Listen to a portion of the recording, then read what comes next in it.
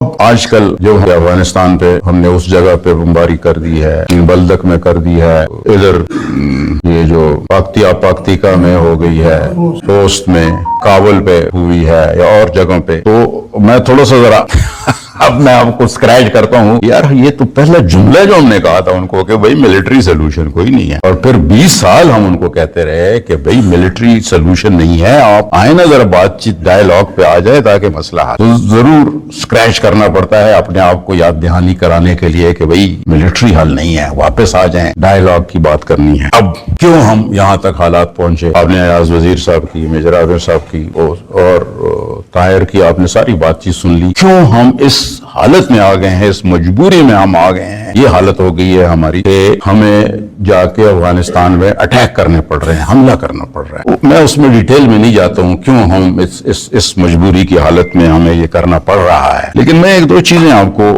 ذاتی اگین میں وہ کتابی یا اخباری یا اس میں نہیں جاؤں گا، جو میرے سامنے دو تین باتیں ہوئی ہیں ڈیورنٹ لائن 1998 سے جب میں پہلی دفعہ ایک سینئر پوزیشن میں آیا، D G M I post ہوا 1998 کو آج 27 سال ہو گئے ہیں۔ پہلے دن سے میں یہ کہتا رہا ہوں کہ ہمیں اس بارڈر کو فینس کرنا چاہیے، ہمیں اس بارڈر کو جس طریقے سے بھی ہو مضبوط سے مضبوط حالت میں لانا چاہیے۔ دنیا میں ایسی کوئی سرحد نہیں ہے جہاں اس قسم کی وائلنس ہو اور وہاں وہ بارڈر اوپن رکھی جائے یا اس کو یہاں بعض دفعہ لوگ کہتے ہیں کہ یار اس پہ اتنے ربر خرچ ہو گئے، اتنے ارج خرچ ہو گئے۔ مجھے اچھی طرح یاد ہے کہ 2005 میں ابھی میں سروس میں تھا اور میں اسٹاف کالج کوئٹہ میں بات کر رہا تھا، تو میں نے ان کو یہ کہا تھا کہ بھئی کسی نے اس کا ٹیکنیکل سروے کیا ہے کہ کتنا خرچہ ہوگا، یا ایسے ہی کہہ رہے ہیں کہ بڑا خرچہ ہوگا؟ اگر میں نے کہا میں آپ کو بتاتا ہوں، اگر $5 ارب بھی خرچ ہونے ہیں تو بالکل کریں، کیونکہ وہ ایک سال میں تو نہیں ہوں گے، 10 سال میں ہوں گے، لیکن یہ اتنا اہم ہے ہمارے لیے اور وہ بہت سارے مسائل حل کرے گا۔ یہ صرف یہ جو کراس بارڈر ٹیررسٹ ہے صرف یہ نہیں ہے، یہ ڈیورنٹ کا مسئلہ حل کرے گا۔ یہ جب آپ اس بارڈر کو اچھی طرح سے ڈیفائن کریں گے، مضبوط کریں گے، اور آپ جو آئے گا جائے گا اس کو آپ چیک کریں گے، اسی طرح یہ مضبوط ہوگا، یہ تبھی انٹرنیشنل بارڈر کی ریکگنیشن ہوگی۔ اب میں نے یہ اس لیے بات کی کہ میرے افغان میں کابل اپنے سروس میں نہیں جاتا تھا، کیونکہ as A D G I S I مجھے معلوم تھا کہ یار وہ اتنا میری شکل دے کے اتنے زیادہ خوش نہیں ہوں گے، لیکن میری ریٹائرمنٹ کے بعد میں تقریباً ہر دوسرے مہینے کابل میں کوئی نہ کوئی کانفرنس، کوئی نہ کوئی مجھے انویٹیشن آ جاتی تھی، میں کابل میں ہوتا تھا۔ میں جب ان سے افغان سے یہ بات کرتا تھا، میں آپ کو یہ ہمارے جو افغان دوست ہوتے تھے وہ مجھے یہ بار بار کہتے تھے، خصوصاً جو پشتون ہوتے تھے وہ تھوڑا سا ذرا جھجک کے بات کرتے تھے، جو پشتون نہیں ہوتے تھے، تاجک، ازبک، ہزارہ کوئی اور ہوتے تھے، تو وہ مجھے کہتے تھے آ کے کہ جنرل صاحب آپ کیا چاہتے ہیں؟ آپ چاہتے ہیں کہ ہم آپ کے سامنے زمین پہ ناک رگڑیں اور آپ کو کہیں کہ یہ اس کو فینس کرو؟ فینس کریں نا۔ آپ بار بار یہ کیوں کہتے ہیں کہ اس کو فینس ہونا چاہیے اور فینس کرانا چاہیے اور آپ لوگ اس پہ راضی ہوں؟ وہ کہتے ہیں ہم راضی ہوں نہ ہوں یار، آپ لوگ فینس کر دیں۔ یہ افغانستان میں وہاں بات ہمیں بار بار بتائی جاتی ہے۔ پھر ہم بات کرتے تھے یار آپ لوگ اس کو مانتے کیوں نہیں ہیں؟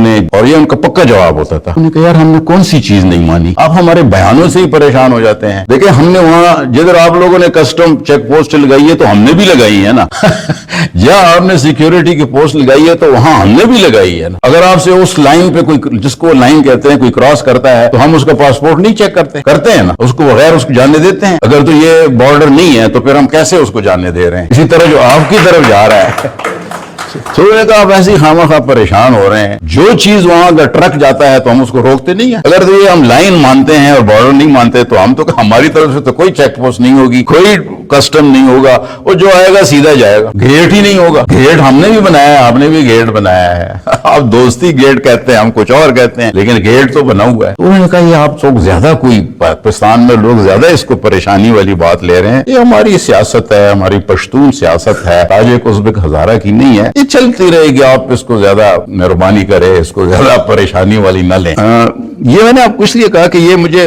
ہر جگہ افغان چاہے وہ کابل میں ہوتے، چاہے وہ مجھے دنیا کسی اور حصے میں ملتے، یہ بات کرتے۔ ہاں اس میں درمیان میں کچھ لوگ ایسے ٹھیڑے ہوتے تھے، امراللہ صالح میں مثال دیتا ہوں، وہ ان کا انٹیلیجنس چیف رہ چکا تھا میرے ٹینیور کے آخر میں، کیونکہ وہ بہت ینگ لڑکا تھا اور اس کو ایسا ہے جیسے کسی لیفٹیننٹ جنرل کے اے ڈی سی کو آپ کہے کل سے آپ لیفٹیننٹ جنرل بن گئے تو تو وہ اس طرح کے اچھا وہ ایسی فضول باتیں کرتا رہتا. مجھے اچھی طرح یاد ہے ایک دفعہ ہماری استنبول میں میٹنگ تھی, تو اس میٹنگ میں وہ بھی آیا ہوا تھا, اگرچہ بعد میں انہوں نے فیصلہ کیا کہ یار اس کو نہیں بلانا چاہیے, یہ تو ساری میٹنگ کا یہ بیڑا غرق کر دیتا ہے, فضول باتیں کرتا رہتا ہے. اس نے وہاں ریفیوجیز کی بات ہوئی, اس نے کہا کہ جناب کیا مطلب ہے ریفیوجیز, کوئی ریفیوجیز نہیں ہے, یہ تو ایک ہسٹورک پروسیس ہے کہ یہاں شمال کی طرف سے, سینٹرل ایشیا سے, افغانستان سے لوگ ساؤتھ ایشیا میں جاتے رہتے ہیں, کچھ 100 سال پہلے گئے ہیں, کچھ 2 سال پہلے گئے ہیں, کچھ یہ پچھلے 40 سال میں گئے ہیں, یہ کوئی ریفیوجی نہیں ہے, یہ تو ایک نیچرل پروسیس. اس قسم کی باتیں جو کہ ماحول کو زیادہ خراب کرنے کے لیے, اور یہ کوئی افغانستان واپس نہیں آئیں گے, اور یہ تو ادھر کے ہی ہیں, اور ان کو آپ اسی طریقے سے کریں. تو ادروائز جنرلی افغانستان میں ایسا مسئلہ نہیں ہے. جو ہماری پالیسی ٹورڈز افغانستان رہی ہے, اس سے پہلے میں صرف آپ کو ایک واقعہ سناتا ہوں. پاکستان میں اس کے بارے میں بڑے ہم غلطی کر رہے ہیں کہ جو ہماری نیریٹو ڈیولپ ہو رہی ہے, ہم اس کو افغان ملت, افغان قوم کی طرف نہ ڈائریکٹ کریں. جس طرح یہ پچھلے 2-3 مہینے سے میں سن رہا ہوں, ایک وہ گانا بھی نکلا کہ یہ کیا نمک حرام ہے, یہ فلان. میں آپ کو مثال دیتا ہوں. پیرس میں کانفرنس تھی, ہم کوئی اس انٹرنیشنل کانفرنس تھی افغانستان کے بارے میں, اس میں کوئی 50 لوگ ہوں گے, اور Paris ministry of foreign affairs France کے, اس میں کانفرنس تھی. اس پورے کانفرنس ہال میں, اس کے تقریباً دگنی سائز کا ہوگا, میں واحد پاکستانی تھا, باقی زیادہ تر افغانس تھے, پھر یورپینز تھے, کچھ امریکنز تھے, انڈینز تھے, کچھ مختلف لوگ بیٹھے ہوئے تھے. ان افغانس کو سب کو پتا تھا کہ یہ پاکستانی ہے. مجھے وہ دوسرا جو مجھے نہیں جانتے تھے, آہستہ آہستہ ان کو پتا چل گیا کہ یہ تو جنرل ہے. پھر مزید تھوڑی دیر کے بعد ان کو پتا چلا کہ یہ تو DGI بھی ہے. وہ جو ساری ہال میں بات چیت چل رہی ہوتی تھی, وہ سارے مجھے دیکھ کے میرے آنکھوں میں آنکھیں ڈال کے وہ بات کرتے تھے. وہ ادھر ادھر ہال, میرے لیے تو کانفرنس نہیں تھی, وہ ساری بات چیت تو مجھے یہ ایڈریس ہو رہی ہوتی تھی, میں سنتا رہتا تھا. میرے ساتھ اس طرف ایک افغان ینگ نوجوان بیٹھا ہوا تھا, اور یہ میں بات ہمیشہ ذکر کرتا ہوں, میں بھولتا نہیں ہوں. تھوڑی دیر کے بعد میں نے دیکھا کہ اس کے آنکھوں میں آنسو ہیں. اچھا, پھر جو تھوڑی سی وہ کانفرنس میں تھوڑی سی بریک ہوئی, تو میرے پاس آیا اور اس نے مجھے کہا کہ جن صاحب میں آپ سے بہت شرمندہ ہوں, یہ جو بات چیت اتنی ساری پاکستان کے خلاف اور آپ کو ایڈریس کر کے ہو رہی ہے, میں بہت شرمندہ ہوں. میں فلانا ہوں, میں پشاور میں پڑھا ہوں, میری ساری تعلیم پشاور میں ہوئی ہے. یہ بالکل جتنا کچھ پاکستان کے بارے میں بات کر رہے ہیں بالکل غلط کر رہے ہیں. جتنا ہمیں فائدہ, جتنا ہمیں بینیفٹ پاکستان سے ہوا ہے, یہ میں اس لیے مجھے سمجھ نہیں آ رہی تھی کہ میں آپ سے آنکھیں کیسے ملاؤں. یہ بھی افغانستان ہے, یہ بھی افغان ہے. اور یہ میں آپ کو بتاؤں, جو آپ میں سے افغانستان آتے جاتے رہے, طاہر تو ریگولرلی آتا جاتا ہوگا, اور بھی آپ میں سے جو دوست میڈیا میں ہیں یا باقی تنظیموں میں جو آتے جاتے ہیں, آپ کو یہ جو میں بات بتا رہا ہوں, آپ اس کی یعنی کنفرمیشن دے سکتے ہیں کہ ایسا ہی ہے. جو وہاں افغان جو بڑے ہوتے تھے, جو سینئر سیاستدان ہوتے تھے, جو وہ ہمارے سامنے میٹنگز میں بڑی سخت باتیں ختم ہو جاتی تھی, تو وہ کونے میں جب ہم چائے پینے جاتے تھے تو میرے پاس آ کے مجھے کہتے جل صاحب ناراض تو نہیں ہوئے. میں نے کہا یار ناراض کیا ہونا ہے, ہم تو آپ سے ڈس اپوائنٹ تو ضرور آپ سے ہوتے ہیں, ناراض نہیں ہوتے. یار آپ لوگوں کو اتنی عقل نہیں ہے کہ ہم جو باتیں کر رہے ہیں, آپ لوگ کیا باتیں کر رہے ہیں. جو ابھی میجر عامر وہ ہائی لائٹ کر رہا, پھر وہ مجھے کہتے ہیں کہ جن صاحب ناراض نہ ہو, یہ افغانستان میں ایک ایسی ریت چلی ہے, ایک فیشن بنا ہے کہ پاکستان کو سناؤ اور ایک دوسرے کو سناؤ. جو نہیں سناتا ہے اس کو لوگ شک کی نظر سے دیکھتے ہیں کہ یار یہ کیوں پاکستان کو کرٹیسائز نہیں کر رہا ہے. لیکن جن صاحب آپ شام کو آئے میرے گھر, میری گاڑی نیچے کھڑی ہوئی ہے گیراج میں, پاپ اپ کی ہوئی ہے, سوٹ کیس اس میں پڑا ہے, جو ہی یہاں دھماکہ ہوگا تو ہم حیات آباد میں ہوں گے, چاہے آپ ہمیں روکے نہ روکے, ہم نے پاکستان ہی آنا. انہوں نے کہا یہ افغانستان کی حقیقت ہے, اس میں کوئی دائیں بائیں کوئی مذائقہ نہیں ہے. ہمیں پاکستان کو اس کو اس لحاظ سے دیکھنا چاہیے. ہماری 1947 سے وزیر صاحب نے آپ کو بتایا, شروع سے ہماری پالیسی ٹورڈز افغانستان بڑی ویل ڈیفائنڈ ہے. لوگ کہتے ہیں ہماری کیا افغانستان کی پالیسی کوئی نہیں ہے, پھر یا کہتے ہیں ہماری پالیسی کا پتہ ہی نہیں چلتا. کہ ہماری ایک ہی پالیسی رہی ہے, اسٹریٹجک پیشنس, انتہائی صبر. This defines our policy towards Afghanistan, strategic patience. جو مرضی ہو, آگے پیچھے غصہ ہو, آگے پیچھے وہ گالیاں دے, کبھی کرکٹ میچ میں دیتے ہیں, کبھی ان کے ابھی سوشل میڈیا میں گالیاں دیتے پھرتے رہتے ہیں. ہمارا ریسپانس ہوتا ہے اسٹریٹجک پیشنس. تھوڑا سے معاملات ہمارے لیے بہت سخت ہو گئے ہیں, تو اس لیے آپ دیکھتے ہیں کہ ہمارے پیشنس میں تھوڑی سی ذرا کمی آ رہی ہے. لیکن میں سمجھتا ہوں ہمیں جس طرح ابھی پالیسی ہوئی ہے کہ ڈائیلاگ سے تنگ آ کے وہ ان پہ کوئی اثر ہی نہیں پڑ رہا ہے, تو ہم نے تھوڑا سا اس کو ब्रॉडन किया है, हमने थोड़ा से वीज़ों पे रिस्ट्रिक्शन की है, थोड़ा सा हमने मुहाजिरीन पे प्रेशर डाला है, हमने ट्रेड पे थोड़ी सी सख्ती करनी शुरू कर दी है। 7 साल पर हमने जो हमारी काउंटर टेररिज्म के जो फौजी हमारे काम थे, जो रिएक्शन रिस्पॉन्सेज थे, जिसको हम काइनेटिक ऑपरेशन का थोड़ा थोड़ा हमने अफगानिस्तान के बॉर्डर की तरफ भी किए हैं। मैं अभी भी समझता हूँ कि जो हमारी पॉलिसी है वो वही स्ट्रेटेजिक पेशेंस वाली है, उसमें थोड़ा थोड़ा हमने ये चीजें शामिल की हैं ताकि अफगानिस्तान का रिस्पॉन्स हमारी तरफ बेहतर हो जाए, वो समझ जाएं कि भाई हमें तकलीफ हो रही है, वी आर गेटिंग हर्ट। ये उनको एहसास दिलाने के लिए कि अगर उनको ये एहसास हो जाए कि भाई अगर हमारी 10 लाशें गिर रही है, हम रोज शहीदों के जनाजे उठा रहे हैं, तो हमें खुश करना पड़ेगा। आप ये न समझे कि बिल्कुल ही वो पेशेंस ही पेशेंस चलता रहे। तो मैं समझता हूँ वो पॉलिसी रहनी चाहिए, उसमें हमें क्योंकि जो हम पेशेंस लूज करेंगे और हम ऐसी एक्शन करेंगे, उसका इमीडिएट तो शायद वाह हो जाए, लेकिन हकीकत यह है कि उसका स्ट्रेटेजिक लॉन्ग टर्म इफेक्ट अच्छा नहीं होता। जिस तरह आज तक हम याद करते हैं, आज तक हम याद करते हैं कि 1947 में उस बंदे ने यार वोट हमारे खिलाफ डाला था। तो आप ये भी मैं आपको बताता हूँ 50 साल के बाद जरूर आपको अफगान कहेंगे कि यार आपकी एयरफोर्स ने आके काबुल में बम मारा था। ये चीजें फिर आपकी एक नेशनल मेमोरी में आपकी ये शामिल हो जाती है। हमें कोशिश ये करनी चाहिए कि इस मुश्किल वक्त में, इस वक्त पाकिस्तान अफगानिस्तान के मामलात बहुत मुश्किल स्टेज में गुजर रहे हैं, कोशिश ये करनी चाहिए कि हम कोई ऐसी हरकत न करें जिसके लॉन्ग टर्म स्ट्रेटेजिक इफेक्ट्स हों। बाकी इंडिया कितना कर सकता है दो चीजें मैं आपको इसमें बताना चाहूंगा और फिर आई विल फिनिश। हम जब ये कॉन्फ्रेंस करते थे काबुल में, तो हमारे साथ इंडियन भी बैठे होते थे, वो ट्राइलेटरल टाइप कॉन्फ्रेंस होती थी। अगर 4-5 हम पाकिस्तान से जाते थे तो 4-5 बल्कि 6-7 इंडिया से आते थे और 4-5-6 अफगान होते थे, और फिर उसके जो ये यूनाइटेड नेशंस के, यूएस के, कनाडा के, ब्रिटेन के लोग और भी वो 4-5 वो भी बैठे होते। इनवेरिएबली मुझे याद है इंडिया का एक बड़ा स्मार्ट फॉरेन सेक्रेटरी पुराना होता था, उसने वहां शुरू की कि जी ये पाकिस्तान, ये अफगानिस्तान और इंडिया के कल्चरल सिविलाइजेशनल हमारे राब्ते हैं, और हमारी जो तारीख है वो हिंदुस्तान की और अफगानिस्तान की वो बहुत जो ना बहुत वसी है और बहुत पुराने जमाने से है। मैं सुनता रहा, मैंने कहा यार चलो ठीक है, ये काबुल में बैठे हुए हैं तो ये तो अफगानिस्तान की ऐसी बातें करेगा, तारीफ ही करेगा, तो क्या रोक सकते हैं। तो जब वो उसने खत्म किया तो मुझे उन्होंने कहा आप कुछ कहे हैं। मैंने कहा जी मैं बात ये है, ये कह रहा है कि तारीख में हमारे बड़े सिविलाइजेशनल लिंकेजेस थे इंडिया और अफगानिस्तान के। तो मैंने कहा उस वक्त तो हवाई जहाज तो इजाद नहीं हुआ था, ये किधर से, इनके राब्ते किधर से थे? राब्ते तो खैबर से और बुलान से और जो इलाका पाकिस्तान है इधर से होते थे, तो हमारे ही थ्रू राबते होते थे। और किधर से आप लोगों ने राब्ता किया है? कुछ जहाज आप लोगों ने एयर ब्रिज बनाया हुआ था, क्या किया हुआ था? तो दरमियान में उन्होंने कहा, किसी ने कहा कि नहीं वो हम यहाँ से कश्मीर से काशगर से, मैंने कहा खुदा खौफी करो यार उसमें साल में आप 2-4 बंदे ही जा सकते थे, वो मर मार के आप किधर से आप जाएंगे? आप कश्मीर से काशगर जाएंगे और काशगर से करते कराते हो तो ताजिकिस्तान से होते, ये कौन सा राब्ता है? राब्ता तो आपका जो था वो पाकिस्तान के थ्रू, तो पाकिस्तान बन गया है। अब आपके कौन से सिविलाइजेशनल और फलाने राब्ते हैं? तो उनके पास अफगान रेफ्यूजीज का मसला कैसे शुरू हुआ वो मेरे सामने हुआ, मैंने ही नोट्स लिखे। उसमें 2-3 चीजें मुझे बहुत, यानी मैं बार बार याद कराता रहता हूँ क्या ये फैसला सही था या फैसला गलत था। इस पर डिस्कशन हो रही थी और इसकी मुखालिफत किसने की थी? जनरल फजल हक ने की थी, जो कि रिप्रेजेंट कर रहे थे NWFP, और इसको सपोर्ट कर रहे थे